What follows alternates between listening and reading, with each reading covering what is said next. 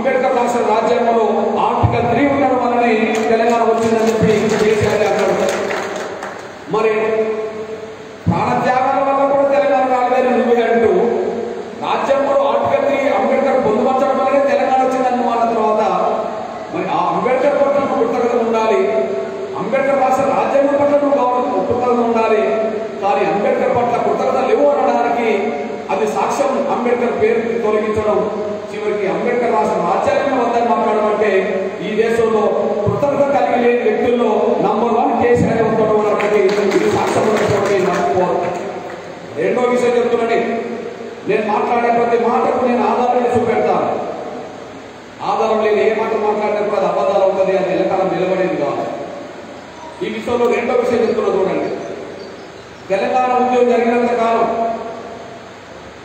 దళితుల విషయంలో 2 అంశాలు ఆయన మనల్ని మభ్యపెట్టే ప్రయత్నం చేశాడు. తెలంగాణ ఉద్యమం జరిగినంత కాలం దళితుల విషయంలో మనల్ని నమ్మించడానికి 2 అంశాలు ముందుకు తీసుకొచ్చాడు.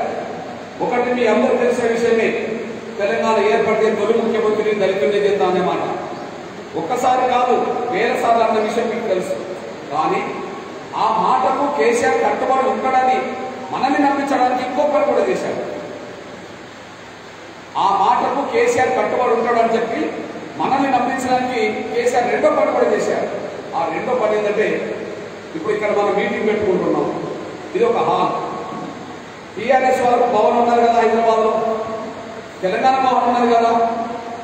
మనల్ని నమ్మించడానికి కేసీఆర్ ఏం చేసిందంటే, తెలంగాణ భవన్ మెయిన్లో, తెలంగాణ భవన్లోకి ఎంటర్ అవుతున్న మెయిన్ సెంటర్లో డాక్టర్ బాబాసాహెబ్ అంబేద్కర్ నిలువెత్తు ఫోటో పెట్టాడు. ఎట్లా పెట్టాడో సాక్ష్యం చెప్తున్నా. ఇప్పుడు ఇది భవనం, మనం లోపలికి ఎంటర్ అవుతాం. ఎంటర్ అవుతే ఎదురుగా ఏముండేది, మనకు బ్యానర్ ఉన్నాయి, ఉన్నదా లేదా? అంటే లోపలికి ఎంటర్ అవుతున్న వెంటనే మనకు కనిపించేది బ్యానరే కదా. ఆ బ్యానర్ స్థానంలో కూడా కేసీఆర్ అంబేద్కర్ ఫోటో పెట్టింది. ఎక్కడ? తెలంగాణ మెయిన్ భవన్లో కేసీఆర్ అంబేద్కర్ ఫోటో పెట్టింది. అప్పుడు చూసేటోళ్ళకి ఏమనిపిస్తుంది చెప్పండి? ఒకవైపు తెలంగాణ ఏర్పడితే దళితులే చేద్దాం అంటారు, మరొక వైపు తన భవనంలోనే అంబేద్కర్ బొమ్మ సెంటర్లో పెట్టిండు అని ఎవరైనా నమ్ముకుంటారా లేదా? నమ్మరా లేదా? కానీ ఆయన ఎంత నమ్మకం చేసి మనం మోసం చేసిందో మనం 2 విషయాలు సాక్ష్యం చెప్పింది. ఒకటి, తెలంగాణ రాష్ట్రం ఏర్పడ్డది, దళితులు కూర్చోవాల్సిన ముఖ్యమంత్రి సీటు మీద తనే కూర్చున్నాడు. 2, ఇవాళ ముఖ్యమంత్రి అయిన కేసీఆర్ ఆయన భవనం ఏం పెట్టిండు? ఏ అంబేద్కర్ బొమ్మ అయితే ఉన్నదో అవ్వకూడదు, ఆ అంబేద్కర్ బొమ్మను తొలగించి ఇవాళ కేసీఆరే తన బొమ్మను పెట్టుకున్నాడు అనేసి కూడా మీరు మర్చిపోతారు అనుకుంటున్నాం. కాదని చెప్పమనండి, నేను అంటున్నా, ఖండించమనండి టీఆర్ఎస్ వాళ్ళు.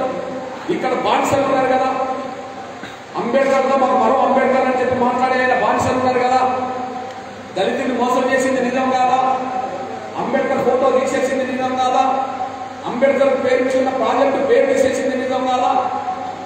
ఏది నిజం కాదు బానిసలారా? ఏది నిజం కాదు బానిసలారా? కేసీఆర్ బానిసలారా? ఏది నిజం కాదు చెప్పండి. చేవేళ ప్రాణహిత ప్రాజెక్టు ఉన్నప్పుడు అంబేద్కర్ పేరు తీయలేదా? దళిత ముఖ్యమంత్రి అని చెప్పి దళిత ముఖ్యమంత్రి సీటు కాడ కేసీఆర్ కూర్చోలేదా? తెలంగాణ భవన్లో సెంటర్లో ఉండబడే అంబేద్కర్ ఫోటో తీసేసి ఆ ఫోటో స్థానంలో కేసీఆర్ ఫోటో పెట్టుకోలేదా? ఏది నిజం కాదో చెప్పండి. అదే సమయంలో మీ సోదరుడికి ఇంకో విషయం చెప్తున్నాండి. కేసీఆర్ గారికి అంబేద్కర్ అంటే గౌరవం లేదు అనడానికి ఒక సాక్ష్యం చెప్తున్నా, గ్రహించాల్సిందిగా విజ్ఞప్తి చేస్తుంది. ఒకసారి మీరు ఆలోచిస్తారని చెప్తూ, తెలంగాణ రాష్ట్ర బిల్లు పార్లమెంట్లో పాస్ అయిన తర్వాత కేసీఆర్ కుటుంబం మొదటిసారి ఢిల్లీ నుంచి శంషాబాద్ విమానాశ్రయానికి వచ్చి ఇంటికెళ్తున్నప్పుడు మొత్తం ఊరేగింపు పెట్టుకున్నాడు. గుర్రాలు, ఒంటెలు, ఏనుగులతో ఊరేగింపు పెట్టుకున్నాడు. వస్తూ గన్ పార్క్ దాకా వచ్చి అమరులకు నివాళులర్పించిపోయాడు. అవును, గన్ పార్క్ దాకా రావడం, నివాళులర్పించడం అనేది మనం కోరుకోవాల్సిందే మన అమరులకు. కానీ నువ్వే చెప్పావు కదా, ఎంతమంది చనిపోయినా తెలంగాణ వచ్చేది కాదు. కానీ అంబేద్కర్ రాసిన రాజ్యాంగంలో ఆర్టికల్ 3 ఉండడం వల్ల తెలంగాణ వచ్చిందని నువ్వే అన్నావు కదా. మరి అట్లాంటప్పుడు నువ్వు వస్తున్నప్పుడు ముందుగా వచ్చేది గన్ పార్క్ కావచ్చు, కానీ మళ్ళీ రావాల్సిన దగ్గరికి ట్యాంక్ బండ్ మీద ఉండబడి అంబేద్కర్ విగ్రహం దగ్గరికి వచ్చి ఆయన పాదాలకు నమస్కారం చేసి ఆయన నివారణ చేయాల్సిన కేసీఆర్. కానీ గన్ పార్క్ నుంచి ఇంటి రూట్ ఒక 1/2 కిలోమీటర్ దూరంలో ఉండబడే ట్యాంక్ బండ్ కాడికి వచ్చి అంబేద్కర్ నివాళులు అర్పించకుండా వెళ్ళిండారంటే అంబేద్కర్ పట్ల ఆయన గౌరవం లేదు అనడానికి ఇది సాక్ష్యం అనేసి కూడా మీరు మర్చిపోతారు ఆయన కోరుతున్నాను. అంతేకాదు ఆయనలో ఒక దళితుడిని నేను ఎందుకు గౌరవించాలి, ఒక దళితుడు రాష్ట్ర రాజ్యాంగాన్ని ఎంతకాలం నేను గౌరవించాలి అని చెప్పి ఒక అగ్రకుల అహంకారం ఆయనలో కొట్టొచ్చినట్టుగా ఉన్నది అనడానికి నేను సాక్ష్యాలు చెప్తాను, గ్రహించాల్సిందిగా విజ్ఞప్తి వస్తుంది. మనకు మన మహనీయుల జయంత్యుత్సవాలు వస్తుంటాయి. ముఖ్యంగా ఇద్దరు గురించే మాట్లాడుకుందాం. స్వాతంత్రం అంటే గుర్తుకొచ్చేది గాంధీ, రాజ్యాంగం అంటే గుర్తుకొచ్చేది అంబేద్కర్. ఈ రెండు ప్రపంచానికి తెలిసినే. స్వాతంత్రం అంటే వెంటనే అంబేద్కర్ గుర్తుకు రాడు, రాజ్యాంగం అంటే వెంటనే గాంధీ గుర్తుకు రాడు. ఎవరి పాత్ర వాళ్ళకు ఉన్నది. కాబట్టి ఈ దేశం ఆ ఇద్దరు మహనీయులను గౌరవిస్తుంటుంది. ఆ ఇద్దరు మహనీయులను గౌరవించినప్పుడు ఏ ప్రభుత్వమైనా సరే గౌరవిస్తుంటుంది. కానీ కేసీఆర్ గౌరవించిన సందర్భాలు లేవు. అందుకు సాక్ష్యం చెప్తున్నా చూడండి. మహాత్మా గాంధీ జయంతి ఎప్పుడు? అక్టోబర్ 2. భారత రాజ్యాంగ నిర్మాత అంబేద్కర్ జయంతి ఎప్పుడు? ఏప్రిల్ 14. ఈ రెండు జయంతులు అఫీషియల్ గా గవర్నమెంట్ నిర్వహిస్తారు కదా. మరి ఈ రెండు జయంతులకు వచ్చి నివాళులు అర్పిస్తాడా? ఒకదానికి వస్తాడు, ఇంకొక దానికి రాదు. ఏ దానికి వస్తాడు? గాంధీ జయంతికి వెళ్తాడు, అంబేద్కర్ జయంతికి రాదు. పోనీ గాంధీ జయంతికి వెళ్ళడానికి ఎంత దూరం వెళ్ళాలి? 5 నిమిషాల నుంచి. అంబేద్కర్ జయంతికి రావడానికి ఎంత దూరం రావాలి? 5 నిమిషాల నుంచి. హైదరాబాద్ లో ఆయన ప్రగతి భవన్ లో ఉన్నాడు. ప్రగతి భవన్ ఎక్కడ ఉన్నది? పంజాగుట్టలో ఉన్నది. పంజాగుట్టకు అంబేద్కర్ విగ్రహం ఉన్న ట్యాంక్ బండ్ ఎక్కడ ఉన్నది? ఎంత దూరం ఉన్నది? 2.5 కిలోమీటర్ దూరం ఉన్నది. మరి అదే పంజాగుట్టలో ఉన్నప్పుడు ప్రగతి భవన్ లో ఉన్నప్పుడు కేసీఆర్ ఇంటికి మరి గాంధీ విగ్రహం ఎక్కడ ఉన్నది? లంగర్ హౌస్ లో బాపు గారు ఉన్నది. లంగర్ హౌస్ ప్రగతి భవన్ ఎంత దూరం ఉన్నది? 27 కిలోమీటర్ దూరం ఉన్నది. మరి అక్టోబర్ 2వ తారీఖు నాడు 27 కిలోమీటర్ దూరం వెళ్తారు. కానీ ఏప్రిల్ 14వ తారీఖు నాడు 2.5 కిలోమీటర్లు కూడా రావాలంటే ఆయనలో అగ్రకుల అహంకారం ఎంత కొట్టొస్తున్నదో ఇది సాక్ష్యం. మీరు ఎప్పుడన్నా ట్యాంక్ బండ్ కాడికి వచ్చి అంబేద్కర్ విగ్రహానికి ఈ 7-8 సంవత్సరాలైన పరిపాలనలో ఎప్పుడన్నా దండేసి వాళ్ళు అర్పించి చూశారంటే మీరు చూడరు. కానీ అంతకు ముందున్న ఏ ముఖ్యమంత్రి అయినా వచ్చిపోయేవారు వాళ్ళు అర్పించేటోడు. కేసీఆర్ మాత్రం రాడు. కానీ 27 కిలోమీటర్ దూరం ఉండబడే గాంధీ విగ్రహం దగ్గరికి వెళ్ళి మాత్రం, బాపు గారికి వెళ్ళి మాత్రం అక్టోబర్ 2వ తారీఖు నాడు ప్రతి సంవత్సరం నివాళులు అర్పిస్తాడని కూడా మీరు మర్చిపోతారు సార్. మనం గాంధీని గౌరవించాల్సిందే, అంబేద్కర్ గౌరవించాల్సిందే. కానీ కేసీఆర్ గారు గాంధీ దగ్గరికి వెళ్తాడు కానీ అంబేద్కర్ దగ్గరికి రాడు అనే విషయం ఇప్పటికే 7 సంవత్సరాల తన పాలనలో రుజువైన తెలిసి కూడా మీరు మర్చిపోతారు కూడా గుర్తు చేస్తుంది. ఇక రెండోది, మీరు అనుకున్నట్టుగా 27, 2.5 పక్క పెట్టండి. కేసీఆర్ గారు 2 ఫర్లాంగ్ల దూరం ఉన్నా కూడా గదే వ్యవస్థ ప్రదర్శిస్తాడు. 2 ఫర్లాంగ్ల దూరంలో ఉన్నా కూడా గదే వ్యవస్థ ప్రదర్శిస్తాడు. అది కూడా రుజువు అయిపోయింది. ఇప్పటికే సాక్ష్యం చెప్తున్నాను. కేసీఆర్ గారు రెండో ఇల్లు ఎక్కడున్నది? ఎర్రవల్లిలో ఉన్నది. ఫామ్ హౌస్ ఉన్నది. ఒకరోజు ఆ ఫామ్ హౌస్ ఉన్నప్పుడు ఎర్రవల్లి గ్రామానికి వెళ్ళిండు. డబుల్ బెడ్రూమ్ ప్రారంభించడానికి వెళ్ళిండు. ఆ వెళ్ళినప్పుడు వాడ కలే తిరిగిండు నడుస్తూ. ఎర్రవల్లిలో ఉన్నప్పుడు వాడ కలే తిరుగుతున్నప్పుడు ఒక వాడలో గాంధీ విగ్రహం కనిపించింది. స్వయానా కేసీఆర్ గారే ఆ విగ్రహం దగ్గరికి వెళ్ళిండు. అక్కడ ఉండబడే నిచ్చెన ఉంటే నిచ్చెన మీదకి ఎక్కిండు. ఆ నిచ్చెన మీద నుంచి ఆయనకు గాంధీ గారికి దండేసిండు. నివాళులు అర్పించి వచ్చేసాడు. అక్కడ నుండి వచ్చిన తర్వాత మళ్ళా ఇంకో వాడికి వెళ్ళిండు. ఇంకో వాడికి వెళ్ళేటప్పటికీ అంబేద్కర్ విగ్రహం కనిపించింది.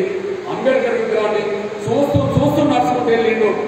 అంబేద్కర్ విగ్రహాన్ని చూస్తూ నడుచుకుంటూ వెళ్ళిండు. కానీ ఆయన దండేయలేదు. కానీ ఈ విషయాన్ని గ్రహించిన సర్పంచ్ మాత్రం అరే అంబేద్కర్ అవమానం జరిగిందని చెప్పి అక్కడ కూడా సర్పంచ్ మన ఎదుగులో పోయి దండేసి వచ్చింది. కానీ కేసీఆర్ మాత్రం దండేసి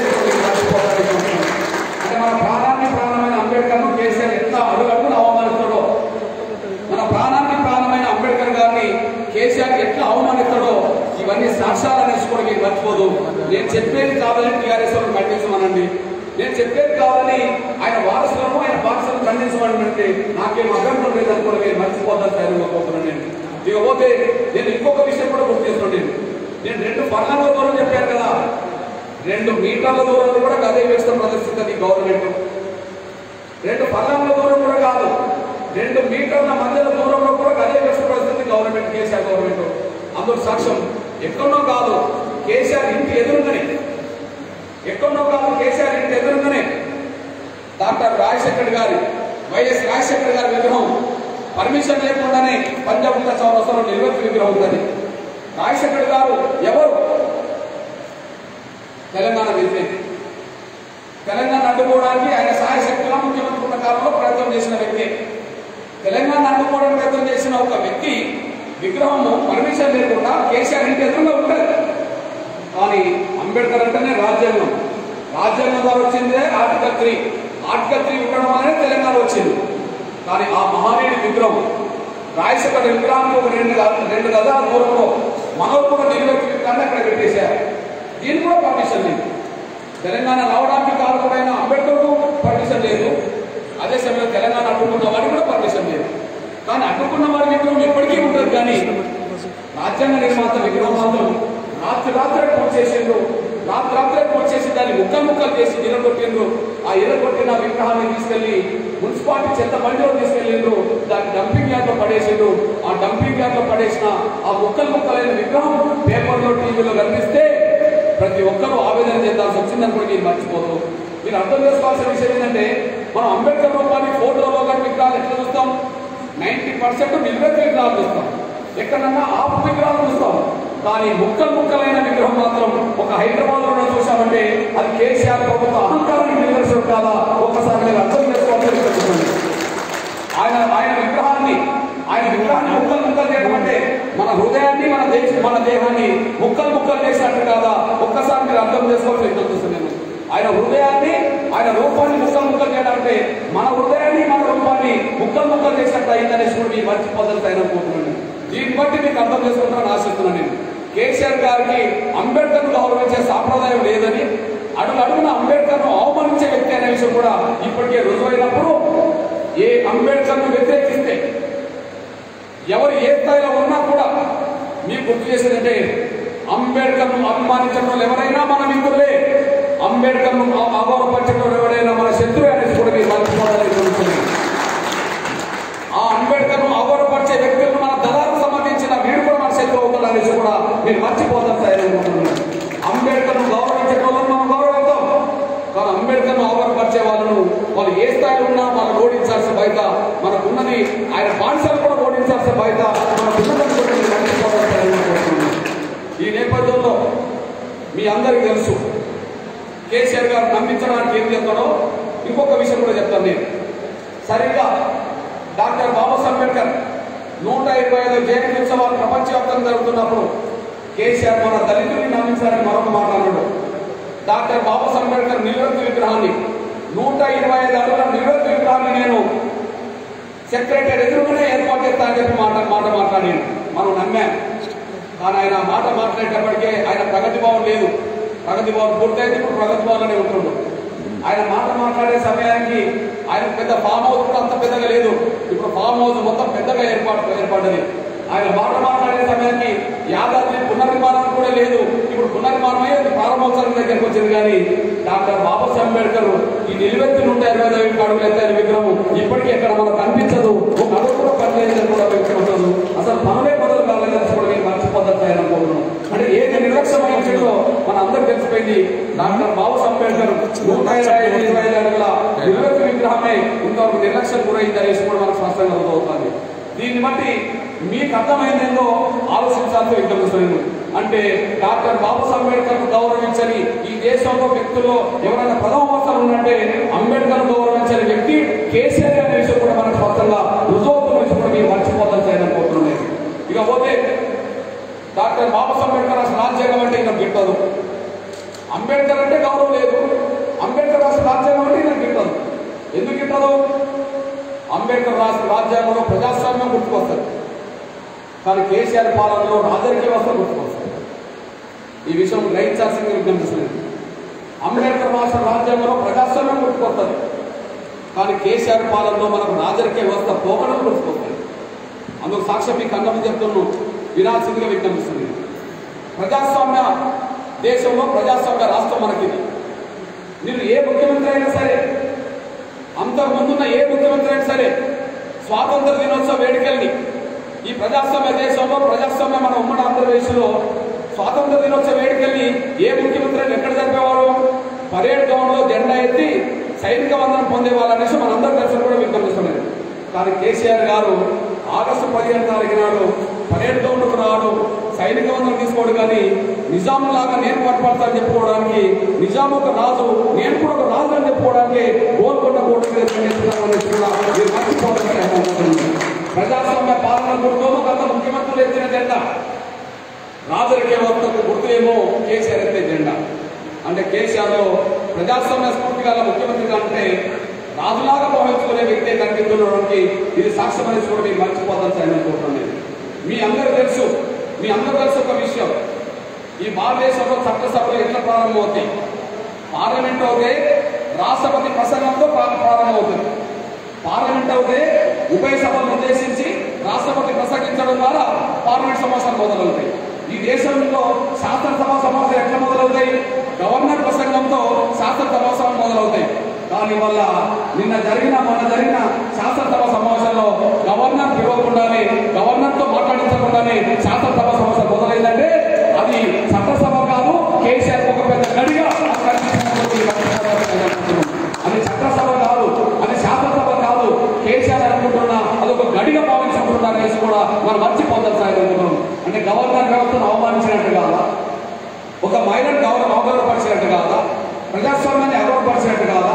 ఒక్కసారి మీరు ఆలోచించాల్సింది నేను విజ్ఞప్తిస్తున్నాను. దీన్ని బట్టి మనకు అర్థమవుతుందంటే రాజ్యాంగం ప్రజాస్వామ్యానికి అవకాశం ఇచ్చింది. కాబట్టి కేసీఆర్ గారు ప్రజాస్వామ్యాన్ని అంగీకరించిన వ్యక్తి కేసీఆర్ అనడానికి ఈ సాక్ష్యం కూడా మీరు మర్చిపోతారని అనుకుంటున్నాను. అదే సమయంలో కేసీఆర్ రాజ్యాంగం ప్రతి వ్యక్తికి స్వేచ్ఛనిచ్చింది. మాట్లాడే స్వేచ్ఛ, ప్రశ్నించే స్వేచ్ఛ, అన్యాయం జరిగితే నిరసన వ్యక్తం చేసే స్వేచ్ఛ, మీకు ఏదైనా మోసం జరిగితే హక్కుల గురించి అడిగే స్వేచ్ఛ రాజ్యాంగం ఇచ్చింది. కానీ ఆ రాజ్యాంగాన్ని గౌరవించిన వ్యక్తి స్వేచ్ఛను, పౌర హక్కులను గౌరవించిన వ్యక్తి కేసీఆర్ అనేసి కూడా మీరు మర్చిపోతారు సార్ అనుకుంటున్నాను. ఉదాహరణకు మీ దృష్టికి తీసుకొచ్చే విషయం ఒకటి ఉండదు. మనం తెలంగాణ రాకముందు ఉమ్మడి ఆంధ్రప్రదేశ్లో చెలో హైదరాబాద్ అని సమస్యల మీద పోరాటం చేయడానికి ఏ సెంటర్కి వెళ్ళే వాళ్ళం? ఇందిరా పార్క్కి వెళ్ళే వాళ్ళని కూడా మీరు మర్చిపోదు. అంటే ఎవరైనా ధర్నాలు చేసుకోవడానికి, దీక్షలు చేసుకోవడానికి, ఉద్యమాలు చేసుకోవడానికి, ప్రజాస్వామ్యంగా రాజ్యాంగం ఇచ్చిన హక్కును ఉపయోగించుకోవడానికి మనకి ఇందిరా పార్క్ ఒక సెంటర్ అనేసి మనందరూ తెలుసు. కానీ కేసీఆర్ పరిపాలన వచ్చిన తర్వాత ఆ ఇందిరా పార్క్ లో ధర్నా చేసుకునే అవకాశమే లేకుండా చేసింది అనేసి కూడా మీరు మర్చిపోదు. ఆ ధర్నా సెంటర్ ను నిలబెట్టాలని చెప్పి కోదండరాం లాంటి వాళ్ళు మన ప్రజాస్వామ్యంగా ఉద్యమాలు చేస్తే ఆయన మీద లాఠీచార్జ్ జరిగింది, ఆయన మీద ఇబ్బందులు జరిగినాయి, చివరికి ఆయన మీద కేసులు పెట్టింది. ఒక రోజు మొన్న ఆయన మీద కేసులు పెడితే కోదండరాం గారు కోర్టు చుట్టూ వెళ్తే ఈయన కోర్టు వచ్చిన రోజే కేంద్ర ప్రభుత్వం మీద నిరసన వ్యక్తం చేయడానికి కేసీఆర్ మాత్రం అదే ఇంద్ర పార్క్ లో ధర్నా చేసిన అనేసి కూడా మీరు మర్చిపోతారు సార్ అనుకుంటున్నాను. అంటే కేసీఆర్ ప్రభుత్వమేమో కోదండరాం మీద కేసు పెట్టింది, ఆ కేసులోమో కోదండరాం కోర్టు చుట్టూ వచ్చింది. కానీ అదే రోజు మాత్రం కేసీఆర్ మళ్ళీ అక్కడ ధర్నా చేసింది. అంటే నేను ఏదైనా ధర్నా చేస్తే నేను చేయాల్సిందే, కానీ అక్కడ ఇంకెవరు చేయాలని చెప్పి అనుకుంటున్నానంటే వ్యక్తి స్వేచ్ఛను గౌరవించిన వ్యక్తి ఎవరన్నంటే కేసీఆర్ అనడానికి ఇది సాక్ష్యం ప్రశ్నించడానికి జీర్ణించుకోడు, నిరసన వ్యక్తం చేస్తే జీర్ణించుకోడు. తెలంగాణలో దళితులను మోసం చేశామని చెప్పి మనం ప్రశ్నించాం, మనం నిరసన వ్యక్తం చేశాం. మనల్ని తీసుకెళ్లి 2 సార్లు జైల్లో పెట్టిన విషయం మీ అందరూ తెలిసిందే. రేవంత్ రెడ్డి గారు ప్రశ్నించాడు, ఆయన జైల్లో పెట్టిన విషయం మీరు చూసిందే. బండి సంజయ్ గారు వాళ్ళ కార్యాలయం దీక్ష చేశాడు, ఆయనను కూడా తీసుకెళ్లి జైల్లో పెట్టిన విషయం మీరు చూశారే. విలేకరులు ప్రశ్నిస్తుంటారు, మీ అందరూ తెలుసు. ప్రజాస్వామ్యంలో 4వ స్థానంలో మీడియా.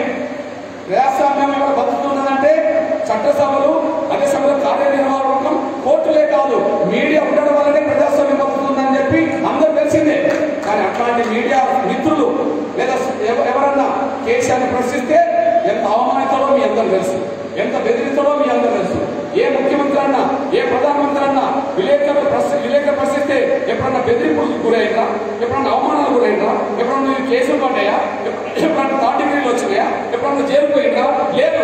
కానీ కేసీఆర్ ప్రశ్నిస్తే థర్డ్ డిగ్రీలు ఎదురవుతున్నాయి, కేసీఆర్ ప్రశ్నిస్తే అవమానాలు ఎదురవుతున్నాయి, బెదిరింపులు ఎదురవుతున్నాయి. చివరి కేసీఆర్ ప్రశ్నించిన కొంతమంది ప్రముఖ విలేకరులు కూడా కేసులు పెట్టి జైలు పంపిన చరిత్ర కూడా కేసీఆర్ కూడా మీరు మర్చిపోతారు. అంటే ప్రజాస్వామ్యంలో 4వ స్తంభాన్ని ఆయన ఎంత అవమానిస్తాడో, ఎంత అణిచేసే ప్రయత్నం చేస్తాడో ఇవి సాక్ష్యాలను కూడా మీకు మర్చిపోదు. అంటే ఆయన ప్రజాస్వామ్యబద్ధమైన ఆలోచనతో లేడు,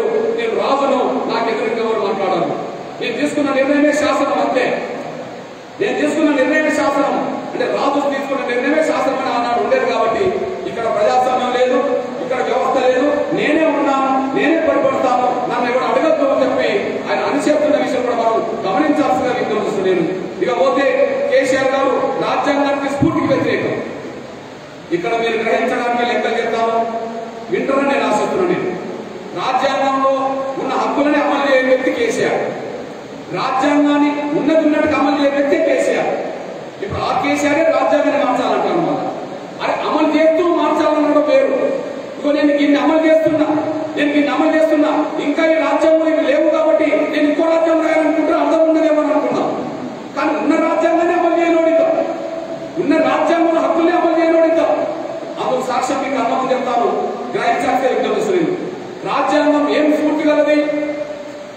అంతస్తుల్లోనూ అవకాశాల్లోనూ సాంఘిక ఆర్థిక రాజకీయ అసమానతలు తొలగించడానికి, అంతస్తుల్లోనూ అవకాశాల్లోనూ ఈ సమాజంలో ఉండబడే ప్రతి వ్యక్తికి న్యాయం జరగాలని చెప్పి, ఈ సమాజంలో ఉండబడే ప్రతి కులానికి ప్రతి వర్గానికి న్యాయం జరగాలని చెప్పి, సమానత్వాన్ని రావాలని చెప్పి రాజ్యాంగం పేర్కొంటుంటది.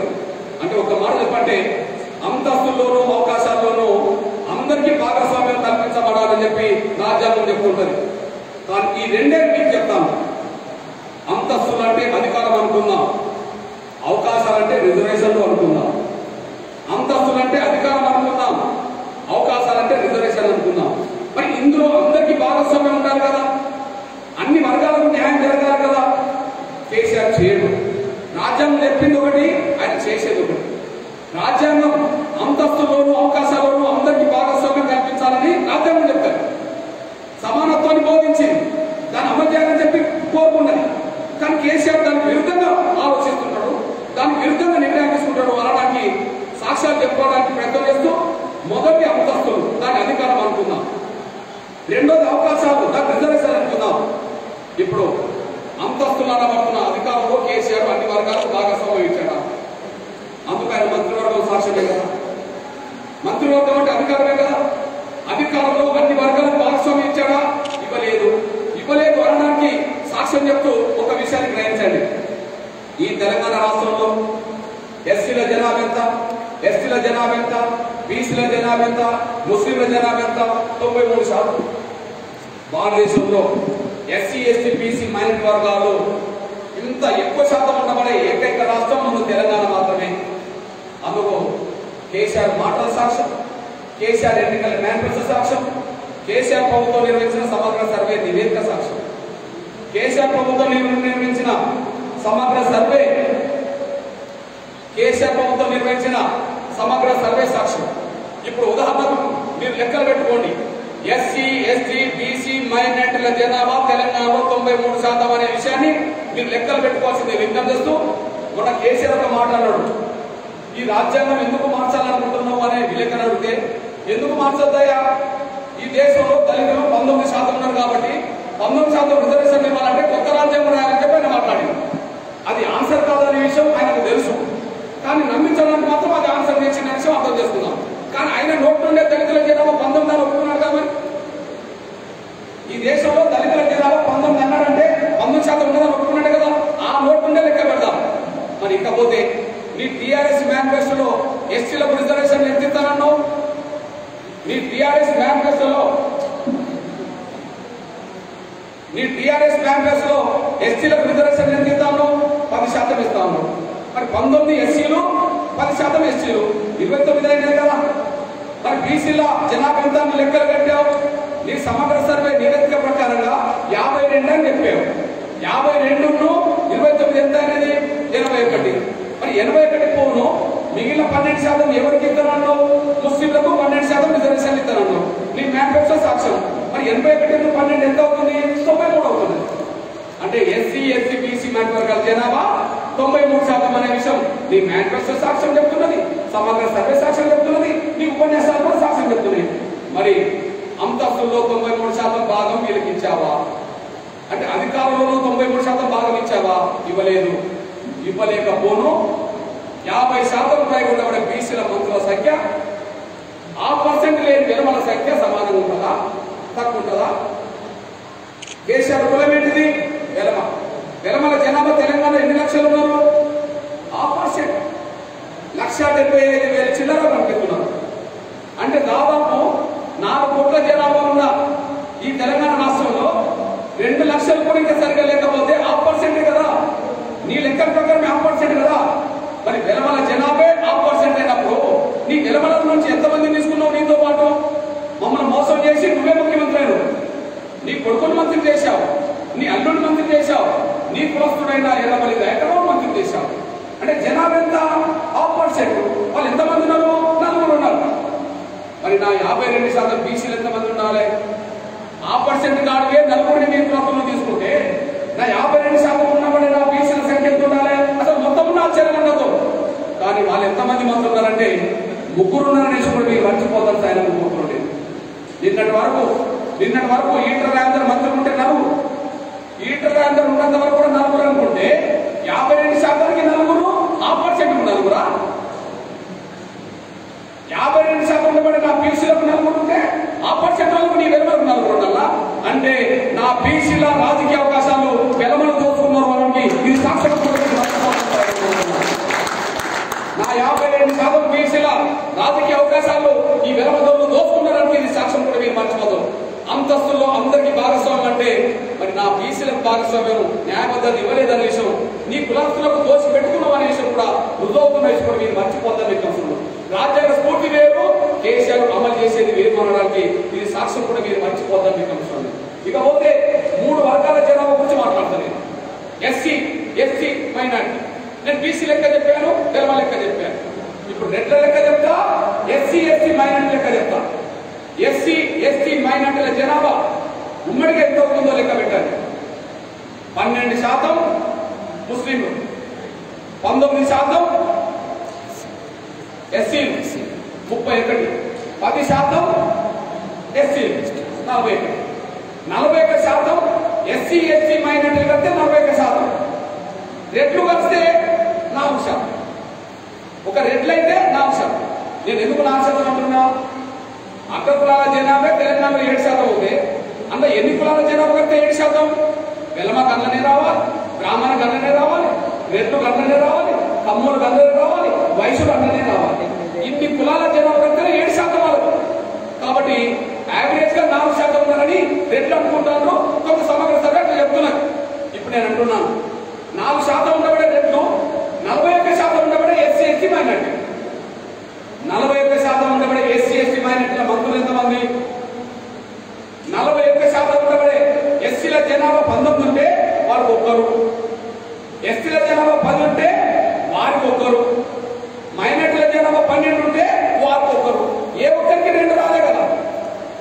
ఎస్సీలకు 2 రాలే, ఎస్సీలకు 2 రావాలి, మైనార్టీలకు 2 రాలే.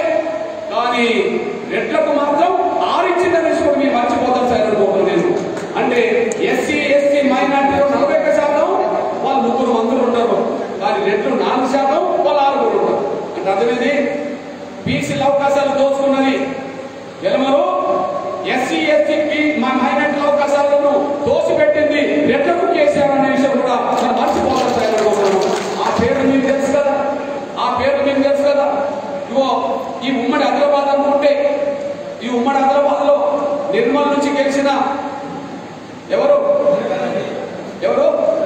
ఇంద్రకరణ్ రెడ్డి, ఉమ్మడి నిజామాబాద్ జిల్లా పాల్గొండ నుంచి గెలిచిన ప్రశాంత్ రెడ్డి, ఉమ్మడి రంగారెడ్డి జిల్లా మేడ్చల్ నుంచి గెలిచిన మల్లారెడ్డి, ఉమ్మడి రంగారెడ్డి జిల్లా మహేశ్వరం నుంచి గెలిచిన సవితా ఇందర్ రెడ్డి, ఉమ్మడి నల్గొండ జిల్లా సూర్యాపేట నుండి గెలిచిన జగదీష్ రెడ్డి, ఉమ్మడి మహబూబ్నగర్ జిల్లా వనపర్తి నుంచి గెలిచిన నిరంజన్ రెడ్డి. వాళ్ళ జనాభా 4, వాళ్ళ భారించి దోచిపెడతారు. ఎస్సీ మైనార్టీలు 40% ఉంటే 3 ఇస్తారు. అంతస్తులో అందరికీ సమానమైన భాగస్వామ్యం అంటే కేసీఆర్ మేము వెలమలం తీసుకుంటాం, రెట్లకి ఇచ్చుకుంటాం, కానీ మీకేందని చెప్పి అన్నట్టు కాదా? ఒకసారి మీరు అర్థం చేసుకోవాల్సింది నేను సవినంగా విజ్ఞప్తిస్తున్నాను. మనల్ని రాజకీయ వ్యవస్థ నుంచి దూరం చేసినట్టు కాదా మీరు అర్థం చేసుకోవాల్సింది నేను సవినంగా విజ్ఞప్తిస్తున్నాను. ఒకసారి మీరు ఆలోచించడానికి ఇంకొక విషయం గుర్తు చేస్తున్నాను. మన వాళ్ళలో ఏ ఒక్కరికన్నా 2 ఇచ్చిందా? గౌడ్లో ఉన్నారు మనవులు, బీసీలో మెజార్టీలమే. శ్రీనివాస్ గౌడే ఇంకొకరికి ఎందుకు ఇవ్వలే? గౌడ్లో చింతలు తిరిగి వచ్చుగా. మున్నూరు కాపు ఒకరే కమల్ కాపు, మున్నూరు కాపు కూడా మెజార్టీ బీసీలమే కదా, ఇంకొకటి ఇవ్వచ్చు కదా. లేదా శ్రీనివాస్ యాదవ్ నుంచి ఇంకొకటి ఇవ్వచ్చు కదా. అరే మనం బలహీన వర్గాలు ఏ కులానికి 2 లేవు కదా, ఉన్న వాళ్ళకే ఒక్కొక్కటే ఇచ్చింది కదా. మరి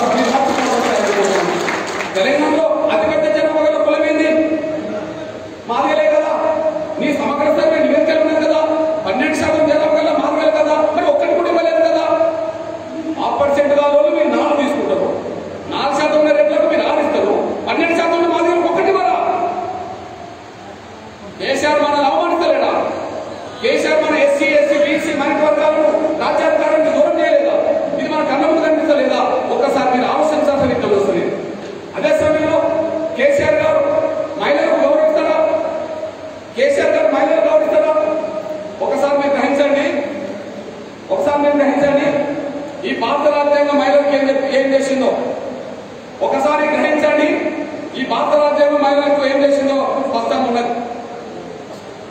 భారత రాజ్యాంగం రాకముందు 100,000 సంవత్సరాలు మహిళలను ఇంటికే పరిమితం చేశారు. ఇంట్లో కూడా బానిసలుగా చేశారు. సంపదలు వాట లేకుండా చేశారు. చదువు లేకుండా చేశారు. విలువ లేకుండా చేశారు. గౌరవం లేకుండా చేశారు. తొక్కి పెట్టారు మహిళల్ని. ఇది దేశంలో రాజ్యాంగం రాయకముందు. కానీ ఇవాళ భారతదేశానికి స్వాతంత్రం వచ్చినాక అంబేద్కర్ రాసిన రాజ్యాంగం ద్వారా ఇవాళ అదే మహిళా సమాజం వార్డు మెంబర్లు అవుతారు, సర్పంచ్లు అవుతారు, ఎంపీటీసీలు అవుతారు, జెడ్పీటీసీలు అవుతారు, ఎంపీపీలు అవుతారు, జిల్లా పరిషత్ చైర్మన్లు అవుతారు, ఎమ్మెల్యేలు అవుతారు, ఎంపీలు అవుతారు, రాష్ట్ర మంత్రులు అవుతారు, గవర్నర్లు అవుతారు, కేంద్ర మంత్రులు అవుతారు, స్పీకర్లు అవుతారు, ప్రధానమంత్రులు అవుతారు, రాష్ట్ర మంత్రులు కూడా ఏం చేస్తారు ఈ దేశానికి. కొన్ని వేల సంవత్సరాల పాటు ఒక అడుగు కూడా ముందుకేయడానికి అవకాశం ఇవ్వని ఈ దేశ సాంప్రదాయం ఉన్న ఈ సమయంలో ఒక భారత రాజ్యాంగం ద్వారా మాత్రమే మహిళలకు ఏ మాత్రమైన స్వేచ్ఛాకులు వచ్చిన విషయం మనందరూ తెలుసు. దానికి సాక్ష్యంగా ఇందిరాగాంధీ గారు అన్న మాట ఒకసారి గుర్తు చేస్తున్నాను. దాని సాక్ష్యంగా ఇందిరాగాంధీ అన్న మాట మాకు సాక్ష్యం ఇస్తున్నాను. మనందరూ తెలుసు మన ఇళ్లలో భర్తను కోల్పోయిన మన చెల్లెలో అక్కలో మన తల్లులు ఎవరైనా ఉంటే వాళ్ళని శుభకార్యాలకు కూడా దూరం పెట్టుకుంటాం. అవునా? శుభకార్యాలు కార్యక్రమాలు కూడా వాళ్ళు దూరం పెడుతుంటారు. అంటే ఈ భర్తను కోల్పోయిన ఈ వచ్చి శుభ కార్యక్రమాలు పాల్గొంటే మళ్ళీ ఈయనకి ఏమన్నా అది జరుగుతుందని చెప్పి అనిష్టమవుతుందని చెప్పి వాళ్ళు అట్లా పెడతాం కదా. ఒకనాడు భర్తను కోల్పోయిన స్త్రీనే ఇందిరాగాంధీ. ఒకనాడు భర్తను కోల్పోయిన స్త్రీనే ఇందిరాగాంధీ ఏమన్నదో చూడండి. ఏమన్నదంటే ఈ దేశ సాంప్రదాయం భర్తను కోల్పోయిన నన్ను గుడిలో కూడా రానివ్వలేదు, కానీ అంబేద్కర్ రాసిన రాజ్యాంగం మాత్రం నన్ను ఈ దేశానికి ప్రధానమంత్రి చేసింది. భర్తను కోల్పోయిన స్త్రీగా నన్ను గుడిలోకి రానివ్వని ఈ దేశంలో అంబేద్కర్ రాసిన రాజ్యాంగం మాత్రం ఈ దేశానికి నన్ను ప్రధానమంత్రి చేసిందని మాట్లాడమంటే ఎంత విప్లవం సృష్టించిందో రాజ్యాంగం అనే విషయం మనం మర్చిపోతాం సార్ అనుకుంటున్నాను. అంతేకాదు ఈ దేశంలో ఇప్పుడున్న మన ప్రధానమంత్రి కూడా ఒక మాట మాట్లాడాడు. ప్రధానమంత్రి సామాజికంగా ఓబీసీ అని అంటున్నాం, కానీ ఓబీసీ అయినా కుటుంబ పరంగా ఆర్థికంగా చాలా పేద కుటుంబం వచ్చినాడు. ఆయనే చెప్తున్నాడు, నా కుటుంబం గడవడం కోసం నా తల్లిదండ్రులు చిన్న టీ కొట్టు పెట్టుకుంటే ఆ టీ కొట్టులో నేను గ్లాసులు కడిగిచ్చేవాడిని చెప్పి ఆయన చెప్తున్నాడు. అంటే పేదరికం లేకపోతే చిన్న టీ కొట్టు ఎట్లా పెట్టుకుంటారు? కానీ ఆయన ఏమన్నాడో చూడండి. అంబేద్కర్ గారు ఈ దేశానికి రాజ్యాంగం రాసి ఉండకపోతే నేను ఈ దేశానికి ప్రధానమంత్రి అయ్యేవాడిని కాదని చెప్పి ఆయన కూడా చెప్పేశాడు. దీన్ని బట్టి డాక్టర్ బాబాసాహెబ్ అంబేద్కర్ రాసిన రాజ్యాంగమే ఈ దేశంలో సమూలమైన మార్పుకు దారితీసే విధంగా ముందుకు తీసుకెళ్తున్నాం. కొన్ని వందల సంవత్సరాలు కూడా ఈ దేశంలో ఊరికి నడిబొడ్డున నిలబడడానికి స్వేచ్ఛ లేని దళితులు, ఊరి నడిబొడ్డున రావడానికి నిలబడడానికి అవకాశం లేని దళితులు, గిరిజనులు, బలహీన వర్గాలకు సంబంధించిన వాళ్ళు ఈ దేశంలో వాళ్ళ సర్పంచులు, ఎమ్మెల్యేలు, ఎంపీలు, రాష్ట్ర మంత్రులు, కేంద్ర మంత్రులు, ఇప్పుడున్న పరిస్థితుల్లో ఈ దేశానికి రాష్ట్రపతి కూడా దళితులు కాగలిగిందంటే డాక్టర్ బాబాసాహెబ్ అంబేద్కర్ రాసిన రాజ్యాంగ చర్మ తప్ప మరొక కారణం కాదని మర్చిపోతారు. అంటే ఈ దేశంలో ఏదైనా మార్పు స్వాతంత్రం వచ్చినాక జరుగుతున్నదంటే అట్టడుగు వర్గాల జీవితాల్లో ఎంతో కొంత మార్పు వచ్చిందంటే వాళ్ళ జీవితాల్లో వెలుగు వచ్చిందంటే అది ఎవరి వల్లనో కాదు, అంబేద్కర్ వల్ల, అంబేద్కర్ రాసిన రాజ్యాంగం వల్ల తప్ప మరొకటి కారణం కాదని మనం మర్చిపోతారు అనుకుంటున్నాం. ఇట్లాంటి పరిస్థితిలో అంతస్తు నుంచి మమ్మల్ని ఎంతో నింటేసావు కదా, మహిళలు ఎంతో నింటేసావు కదా. నిన్న మహిళా గవర్నమెంట్ తో ప్రసంగించకుండా నేను సమావేశం మొదలు పెట్టావు కదా. నీ మొదటి గవర్నమెంట్ లో ఒక మహిళ కూడా చోటు ఇవ్వలేదు కదా. తెలంగాణ వచ్చినాక మహిళల గౌరవం పెరిగిందా? తెలంగాణ రాకముందు మహిళల గౌరవం పెరిగిందా? అంటే నాకు తెలిసి తెలంగాణ రాకముందే మహిళల గౌరవం ఎక్కువండే, ప్రాతినిధ్యం ఎక్కువండే. మంత్రివర్గంలో కేసీఆర్ మంత్రివర్గం సాక్ష్యం, అంతకుముందున్న మంత్రివర్గం సాక్ష్యం. తెలంగాణ నుంచే ఒకే కాలంలో 5 మహిళా మంత్రుల రోజులు ఉండే మనకు. తెలంగాణ రాకముందు ఏకకాలంలో 5 తెలంగాణ నుంచి మహిళా మంత్రుల రోజులు ఉండే. లెక్క పెడుతున్న చూడండి, కొండా సురేఖ మంత్రి ఉన్న రోజుల్లోనే డీకే అరుణ మంత్రి ఉన్న రోజుల్లోనే సబితా ఇందరెడ్డి మంత్రి ఉన్న రోజుల్లోనే సునీతా లక్ష్మారెడ్డి మంత్రి ఉన్న రోజుల్లోనే గీతారెడ్డి. ఎంతమంది ఉండే? 5 ఉండే. తెలంగాణ రాకముందు మహిళల ప్రాతినిధ్యం మంత్రివర్గంలో 5. కానీ తెలంగాణ వచ్చిన తర్వాత కేసీఆర్ మంత్రివర్గంలో 0. 2014-2018 మధ్య 4 సంవత్సరాల పాటు పరిపాలించినప్పుడు 18 మంది మంత్రుల కన్నా ఒక మహిళ కన్నా అవకాశం ఇచ్చిండా? ఒక మహిళ పేరు మీరు చెప్పగలుగుతారా? కేసీఆర్ మంత్రివర్గంలో ఈ మహిళ మంత్రి ఉన్నారని చెప్పగలుగుతారా?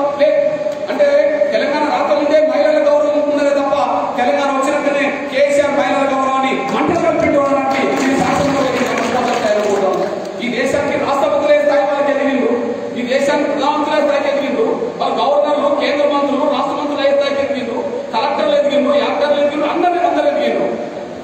మరి కేసీఆర్ మంత్రివర్గంలో మాత్రం ఒకరికి అవకాశం ఇవ్వలేదంటే మహిళల్ని చిన్న చూపు చూసిండు అనడానికి, మహిళల్ని అనుమతించడం అనడానికి సాక్ష్యం. అదే సమయంలో ఇప్పుడు ఇద్దరు ఉన్నారంటే ప్రేమతో ఇచ్చిండా? పురుషులతో సమానంగా స్త్రీలకు వాటా దక్కాలన్నావు కదా, సుప్రీంకోర్టు తీర్పు ఇచ్చింది కదా. ఇంట్లో తల్లిదండ్రులు సంపాదించిన ఆస్తిలో కొడుకులతో పాటు ఆడపిల్లలు కూడా వాటాలో హక్కు ఉన్నదని చెప్పి రాజ్యాంగం ఒప్పుకున్నదని చెప్పి రాజ్యాంగం గురించి సుప్రీంకోర్టు చెప్పింది కదా. అంటే నువ్వు చెవి లేదు కదా ఆ మాటలు ఆడడానికి. పోనీ 50% మహిళలతో పాటు పురుషులతో పాటు స్త్రీలకు ఉండాలనుకుంటే మరి నువ్వు ఇప్పుడు 18 మంది మంత్రుల్లో 9 మందిని నువ్వు ఇప్పుడు మహిళలు చేయవచ్చు కదా మంత్రులు. ఆ ఇద్దరిని చేసినామంటే ప్రేముడి కాదు కదా. కేవలం మహిళా గవర్నర్ ఈ రాష్ట్రానికి వచ్చిన తర్వాతనే ఎప్పుడన్నా ఈ గవర్నర్ ప్రశ్నిస్తుందేమో 18 మంది మంత్రుల్లో ఒక మహిళ ఎందుకు లేదని చెప్పి గవర్నర్ ప్రశ్నిస్తుందని చెప్పి ఆమె భయపడే ఇద్దరు మంత్రులు తీసుకున్నాడని తెలుసుకోవడం మీరు మర్చిపోతారు. భయం ఉంటే 9 మందిని తీసుకో, భయం ఉంటే 5 తీసుకున్నాం. మొదటి గవర్నమెంట్ లో నీకు ఒక్క మంత్రి లేదు. రెండో పరిపాలన మొదలైనట్టుగా మొదటి విస్తరణప్పుడు ఒక మహిళా మంత్రి పెట్టుకోలే. గవర్నర్ మహిళ వచ్చిన తర్వాతనే ఆ ఇద్దరికి అవకాశం వచ్చిందని తెలుసుకోవడం. 19% నా దళితుల మంత్రివర్గంలో స్థానం ఎందుకు లేకుండా పోయింది? నా దళితులకు మంత్రివర్గంలో స్థానం ఎందుకు లేకుండా పోయింది? ఎస్సీలు 10% మంత్రి వాళ్ళు 10% నీ మంత్రివర్గం ఎందుకు లేకుండా పోయింది? బీసీలు 52 అయినప్పుడు 52% ఎందుకు లేకుండా పోయింది? 12 నా ముస్లింలు అయినప్పుడు 12% ఎందుకు లేకుండా పోయింది? గెలవలో 1% లేకపోయినా 4 ఎట్లు ఇచ్చినావు, రెట్లు 4% అయితే 6 ఎట్లు ఇచ్చినావు. అంటే మా అన్నగారు వర్గాలని రాజ్యాధికారానికి కేసీఆర్ దూరం చేసిండు అనడానికి ఇది సాక్ష్యం కూడా మీరు మర్చిపోతారు.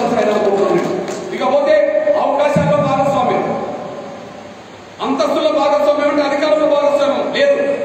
అవకాశాల భాగస్వామ్యం అంటే రిజర్వేషన్ల భాగస్వామ్యం. ఇక్కడ మీరు గమనించండి. ఇప్పుడు కేసీఆర్ గారు 1,00,000 ఉద్యోగుల భర్తీ ప్రకటన చేసిండు అనుకుందాం. 80,000 కావచ్చు, మనం 20,000 కలుపుదాం. 1,00,000 ఉద్యోగుల భర్తీ ప్రక్రియ చేసిన అనుకుందాం.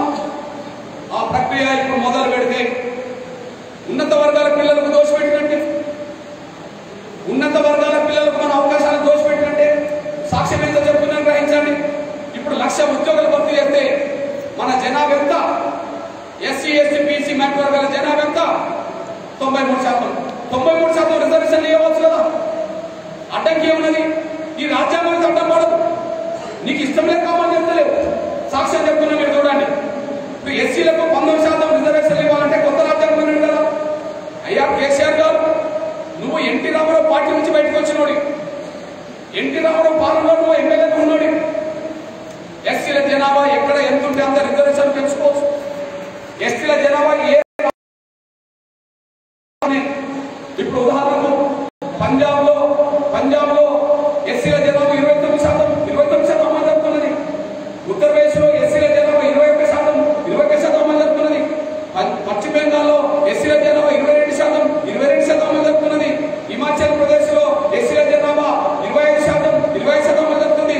మనం తమిళనాడులో ఎస్సీల జనాభా 18% అమలు జరుగుతున్నది. అంటే ఎస్సీల జనాభా ఎక్కడ ఎంత ఉంటే అంత అమలు చేసుకునే హక్కు రాష్ట్రాలకు ఉన్నది. కాబట్టి పంజాబ్ లో 29% రిజర్వేషన్ అమలు జరుగుతున్న విషయం సోయిలేని కేసీఆర్ మర్చిపోయిన మర్చిపోతారు తెలుస్తుంది. అంతేకాదు ఎస్సీల రిజర్వేషన్లు 1% ఉంటే 1%. తమిళనాడులో 1% రిజర్వేషన్లు ఉన్నాయి. బీహార్లో 1% రిజర్వేషన్లు ఉన్నాయి. కానీ మేఘాలయ, మిజోరాం, అరుణాచల్ ప్రదేశ్ లాంటి చోట్ల 80% రిజర్వేషన్లు ఉన్నాయి. లక్షద్వీప్ లాంటి రాష్ట్రం ప్రత్యేకంగా ఉండబడి భౌగోళిక ప్రాంతంలో 100% ఎస్సీలకు రిజర్వేషన్లు ఉన్నాయని కూడా మీరు మర్చిపోతారు. అంటే ఎస్సీల జనాభా ఏ రాష్ట్రంలో ఎంత ఉంటే అంత అమలు చేసుకునే హక్కు రాష్ట్రాలకు ఉన్నది. కాబట్టి అట్లా అమలు జరుగుతున్న విషయం కేసీఆర్ మర్చిపోతాను కూడా గుర్తు చేస్తుంది. కొత్త రాజ్యాంగం గురించి మాట్లాడమంటే మాకు ఉన్నాయి తీసేయడానికి కుట్రలు చెప్తున్నవి తప్ప ఇప్పుడు అమలు చేయడానికి ఏది అడ్డు లేదనేసి కూడా మర్చిపోతాను సరైనపోతున్నాను. అంతేకాదు నా బీసీల జనాభా 52%. నువ్వే చెప్పావు కదా ఒకనాడు, తమిళనాడులో బీసీల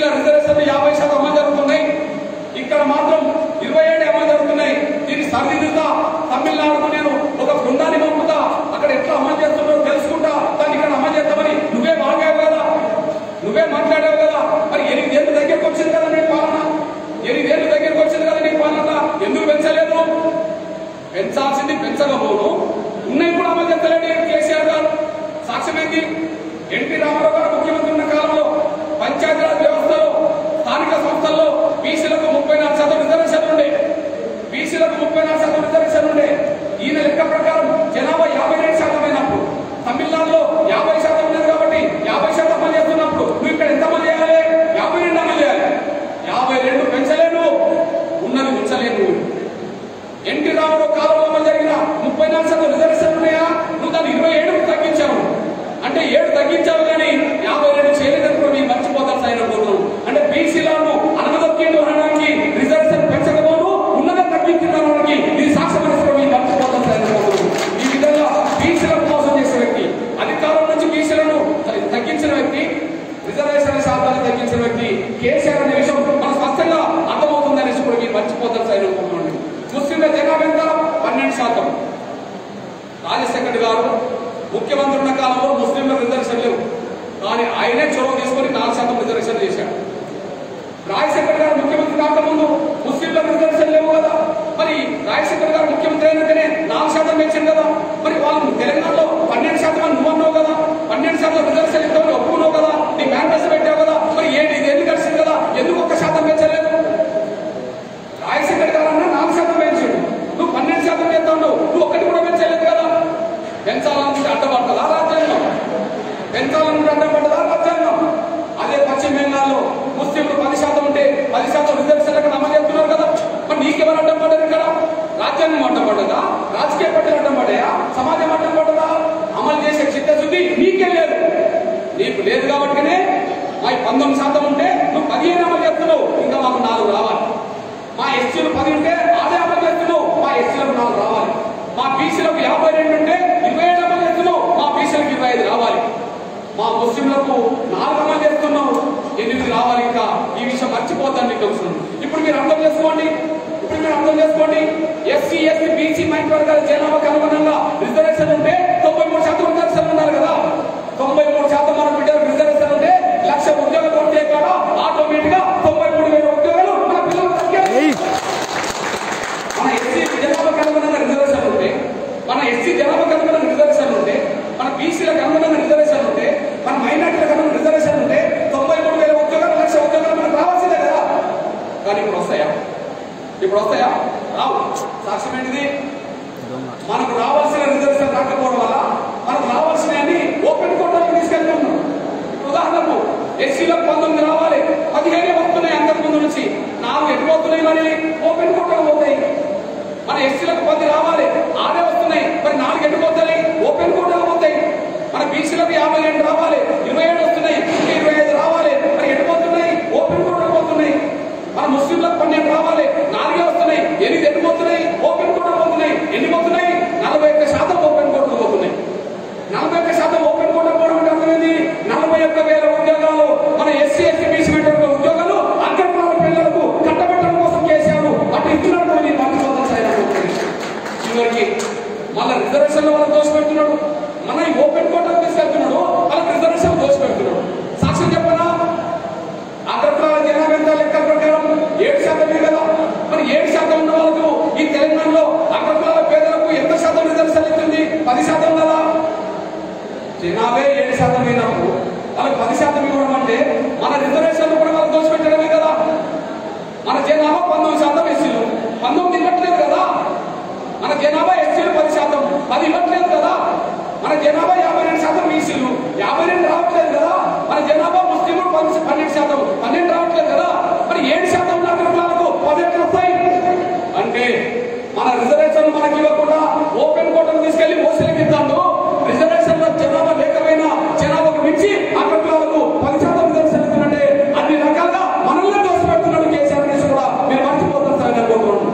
పదవుల్లో దోపిడీ, ఉద్యోగాల దోపిడీ, చదువుకునే అవకాశాల దోపిడీ, ఆర్థికంగా దోపిడీ, పదవుల్లో దోపిడీ, ఉద్యోగాల దోపిడీ, చదువుకునే అవకాశాల దోపిడీ, అన్ని రకాలుగా మనల్ని దోపిడీ చేస్తున్న వ్యక్తి ఇవాళ కేసీఆర్ అనేసి కూడా మర్చిపోతాను కూడా గుర్తు చేస్తూ, అట్లాంటి కేసీఆర్ ఇవాళ రాజ్యాంగాన్ని మాట్లాడుతున్నాడు.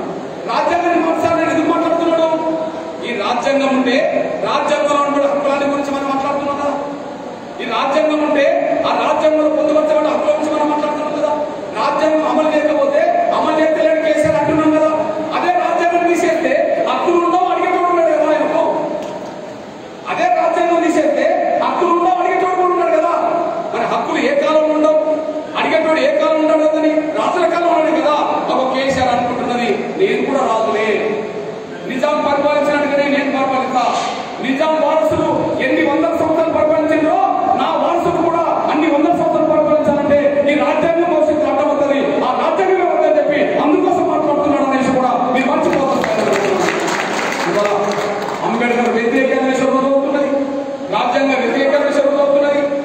ఎస్సీ ఎస్టీ బీసీ మైనారిటీలకు మహిళలకు ఆయన వ్యతిరేకమైన రుజువుతున్నది. ఈ రుజువుతున్న సమయంలో ఆత్మగౌరవం ఉన్న మనం ఏం చేయాలి? ఆత్మగౌరవం మనం ఏం చేయాలి? చైతన్యం మనం ఏం చేయాలి? ఏ అంబేద్కర్ కేసీఆర్ వ్యతిరేకంగా రోడ్డు మీదకి వచ్చిండో, ఏ రాజ్యాంగానికి ఏ రాజ్యాంగ స్ఫూర్తికి కేసీఆర్ వ్యతిరేకంగా మాట్లాడుతున్నాడో అట్లాంటి కేసీఆర్ కు ఇదే తెలంగాణ గడ్డ మీద రాజకీయంగా పూర్తార్థం చేయాల్సిన బాధ్యత మనందరి మీద. అంబేద్కర్ కంటే మనకు గొప్పలు ఎవరో చెప్పండి దేశంలో? అంబేద్కర్ కంటే రాజ్యాంగం కంటే గొప్పలు ఎవరో చెప్పండి? రిజర్వేషన్ లేకపోతే మన అభివృద్ధి ఎక్కడ ఉంటుందో చెప్పండి? ఇక్కడ ఉన్నప్పుడు బానిసలు రిజర్వేషన్ లేకుండా గెలవగలుగుతారా? ఇక్కడ ఉన్నప్పుడు ఈ నియోజకవర్గం నుంచి గెలిచిన బానిసలు ఎవరైతే ఉన్నారో, కేసీఆర్ కొత్త బానిసలు ఎవరైతే ఉన్నారో వాళ్ళు ఇంకెక్కడ కొట్టేసి గెలవగలుగుతారా? వాళ్ళు ఎందుకు పెద్దపల్లిలోనే ఎంపీగా గెలవాల్సి వచ్చింది? కరీంనగర్లో ఎందుకు గెలవలేకపోయారు? వాళ్ళు చెన్నూరుకే ఎందుకు రావాల్సి వచ్చింది? వాళ్ళు మంచిర్యాలలో ఎందుకు నిలవలేకపోయారు? అంటే అంబేద్కర్ దయతో వచ్చిన రిజర్వేషన్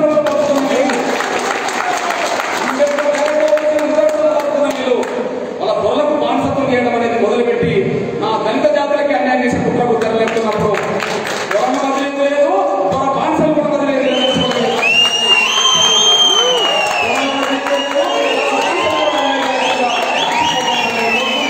ఆ విధంగా కేసీఆర్ నువ్వే కాదు నీ రాజ్యాంగానికి దళితులకు ఏం సంబంధం ప్రశ్నిస్తావా? రాజ్యాంగం నీ తాత రాసిందా? రాజ్యాంగం మా తాత రాసింది కాబట్టి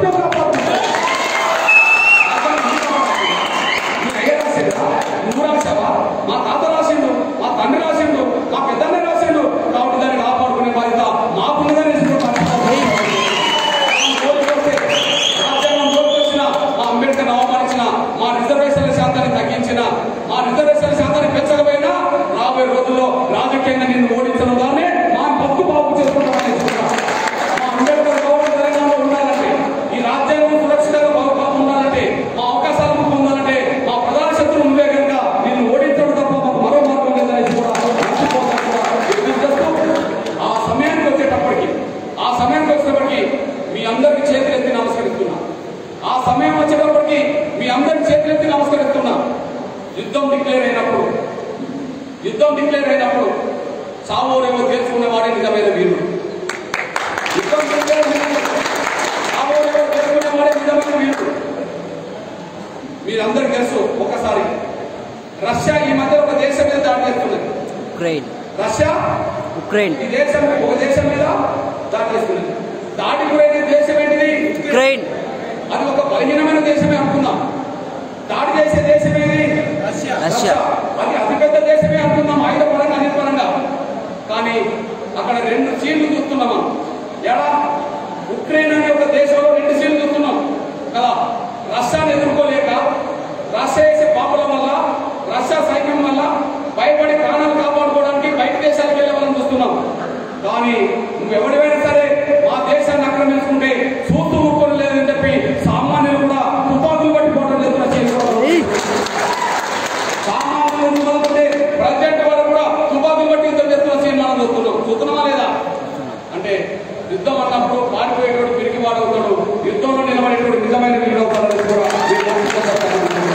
ఇప్పుడు రాజ్యాంగం మీద దాడంటే రష్యా ఉక్రెయిన్ మీద చేసిన దాడి లాంటిదే కదా. రాజ్యాంగం మీద దాడంటే రష్యా ఉక్రెయిన్ మీద చేసిన దాడి లాంటిదే కదా. మరి ఉక్రెయిన్ లో బతకడం కోసం పారిపోయినట్టుగా చేద్దామా, ఉక్రెయిన్ కాపాడుకోవడం కోసం యుద్ధం చేసినట్టుగా చేద్దామా? అంటే రాజ్యాంగాన్ని కాపాడుకోవడం కోసమే మనం యుద్ధం చేస్తాం.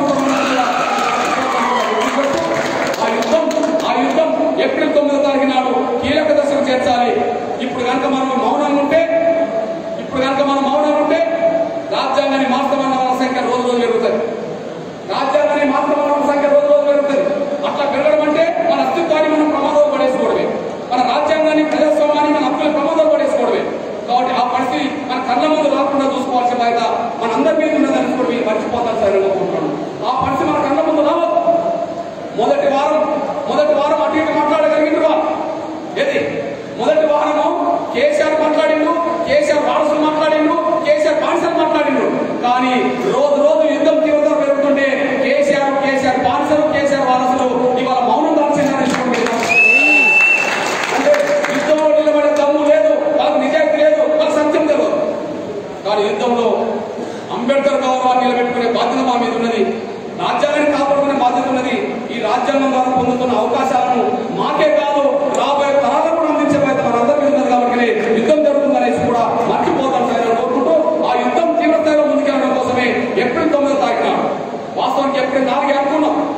కానీ నిన్న ఎస్సీ బీసీ ఉద్యోగస్తుల సమావేశం జరిగింది భువనగిరిలో. నేను కోదండ్ర, నేను బెల్లహే, నేను అద్దంకి దహేకర్, నేను శ్రీనివాస్ గౌడ్ అందరూ కలిసి నిర్ణయం తీసుకున్నప్పుడు ఉద్యోగస్తులందరూ అప్పీల్ చేశారు. అన్న వర్కింగ్ డే అవుతుంది 4వ తారీఖు నాడు. వర్కింగ్ డే అవుతే మేము మా కుటుంబంతో రావడం ఇబ్బంది అవుతుంది కాబట్టి వర్కింగ్ డే కాకుండా సెలవు దినం చూడడం అనేటప్పటికీ అది సెకండ్ సాటర్డే 9 అవుతుంది కాబట్టి ఆ 9వ తారీఖున డిక్లేర్ చేయాల్సి వచ్చింది. ఆ 9వ తారీఖు నాడే చలో హైదరాబాద్ పేరుతో లక్షలాదిగా తరలి రావాలని విజ్ఞప్తిస్తుంది. తరలి వచ్చేటప్పుడు ఎవరిని సమీకరించాలి? ఒక ఎస్సీలనా, ఒక బీసీలనా, ఒక మైనార్టీలనా, ఒక మైనర్లనా, అగ్రకులాల్లో ఉన్నప్పుడు అందరికీ సపోర్ట్ చేయండి. ఎందుకు? అంబేద్కర్ అంటే గౌరవించేటోళ్ళు అన్ని కులాలు అన్ని మతాల్లో ఉన్నారు. రాజ్యాంగాన్ని కాపాడేటోళ్ళు రాజ్యాంగాన్ని గౌరవించేటోళ్ళు అన్ని కులాలు అన్ని మతాలు అన్ని పార్టీలు ఉన్నారు. కాబట్టి రాజ్యాంగాన్ని వ్యతిరేకించడం అంటే ఒంటరివాడు కేసీఆర్ అవుతారు, కేసీఆర్ బాధ్యతలు అవుతారు. కానీ రాజ్యాంగాన్ని కాపాడుకునే యుద్ధంలోనే సమాజం మద్దతు మనకు ఒంటరివాడైన కేసీఆర్ ను ఓడించడానికి సమాజం మద్దతు జరిగే యుద్ధానికి సిద్ధం చేయడానికి ఏప్రిల్ 9వ తారీఖు నాడు చెలో హైదరాబాద్ వచ్చాం కనుక ఆ ఏప్రిల్ 9వ తారీఖు నాడు ఊరు వాడ ఇల్లు తిరిగి ప్రతి ఒక్కరిని సమీకరించి కేసీఆర్ మీద జరిగే యుద్ధానికి మీరు సమీకరించి తరగవుతారని చెప్పి ఆశిస్తూ అన్న ఈ యుద్ధం జరగాల్సిందే. అంబేద్కర్ కోసం, మన కోసం, మన బిడ్డ భవిష్యత్ కోసం కేసీఆర్ ఓడించాల్సిందే అనే వాళ్ళు ప్రతి ఒక్కరు హైదరాబాద్ రావాల్సిందిగా విజ్ఞప్తిస్తూ వచ్చే వాళ్ళందరూ ఆత్మసాక్షిగా చేతులెత్తాల్సిందిగా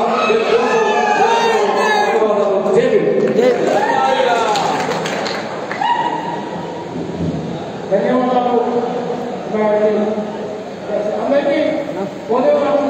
అందరికీ